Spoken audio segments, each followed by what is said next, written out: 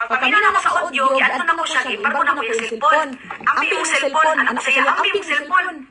Gihatag niya ang cellphone. Mao to, giinan ta ka, grabe na akong hilang sa imuha ba?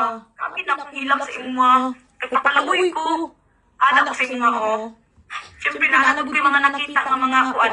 Pati mga staff, nagtugaan diri sa kwatanan sila, kasi nakita nila sa inyuhan ni Jumil. Okay? Napagin na siya yung worst niya ginabuhat. Ha? Napagin na worst niya ginabuhat. Taro ba na, pihira ka. Personal assistant ka. Hungitan mo? Hungitan? Ikaw po, animala ka. Musugot ka pagkahangitan ka. Musugot ka pagka. Wala yun. Nababasa ka kung masasaan ang mga kanay mo sa mga signature sa kumaba. Musugot ka mo. Kanay mo baka kung... Wala. Imusahan mo kung pauhin pag pinalaman di ba na tungkol. Dahil ito panay kong ima, panay kong kini. Ako. Ito, pag alam mo sa kamot, asa ka nagtitig? Diretso na. Pero na, dili ka mamamakakay. Nakita man nila po. Okay?